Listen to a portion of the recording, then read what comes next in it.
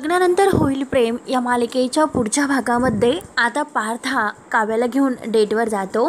Dinner डेटसाठी जेव्हा ते long ड्रायव्हिंगला बाहेर गेलेले असतात आणि तेथे जेव्हा ते आता डिनर डेटला जातो तेव्हा आता पार्थ आणि काव्य खूप खुश असतात। पार्थ आता त्याचं जे काही कर्तव्य आहे तर तो पार पाडत असतो। त्याचं कर्तव्य असतं की आता काही झाले तरी ह्या काव्याला खुश ठेवायचं, कारण काव्य इतकी खुश होऊन आपल्याशी वागते म्हणजे नक्की काव्या आपल्या प्रेमात पडली की काय।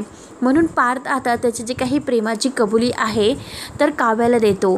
तेव्हा आता काव्या आणि पार्थ जेव्हा तेथे त्या हॉटेलमध्ये आलेले असतात तर पार्थ अगदी खुश असतो। त्याला असं वाटतं की काव्य नक्की बदलली असेल आणि तीसुद्धा आज आपल्याला आपल्या प्रेमाची कबुली देईल असं आता त्याला वाटत असते। परंतु आता मात्र पार्थ सर्व काही आता काव्याला विचारतो। तेव्हा आता काव्य म्हणते की हे बघा, मला खरंच म्हणजे मी तुमचं प्रेम स्वीकारू शकले असते, मला सर्व काही मान्य आहे आणि तुम्हीसुद्धा अगदी खूप म्हणजे चांगले आहात आणि जसं मी तुम्हाला समजलं होतं तसे नाहीत। खरंच पार्थ देशमुख, तुम्ही मनाने खूप चांगले आहात। तेव्हा आता काव्य ही पार्थचं खूप कौतुक करत असते।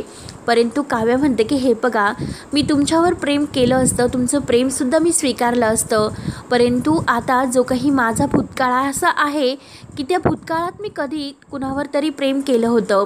आता काव्याचा हा भूतकाळ ऐकून मात्र पार्थला धक्का बसतो, कारण आता काव्याचं कधीतरी कुणावर मागच्या वेळेस प्रेम होतं आणि ते प्रेम अजूनपर्यंत विसरू शकलेली नाही असे पार्थला आता वाटते।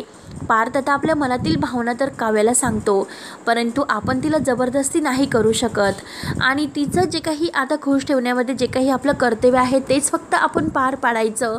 मग जे काही डिव्होर्स पेपर आहे तर त्या डिव्होर्स पेपरवर सह्या करून तो पेपर्स आता काव्याला देणार असतो।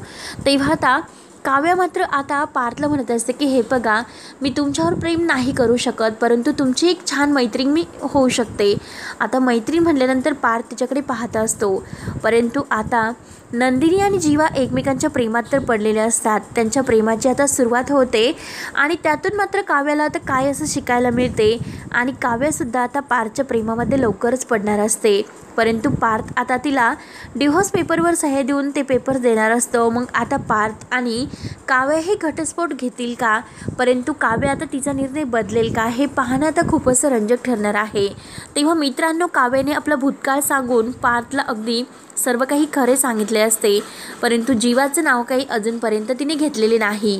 तेव्हा आता पुढे काय होतं काय नाही हे पाहण्यासाठी आपल्या चॅनलला नक्की सबस्क्राईब करत राहा। धन्यवाद।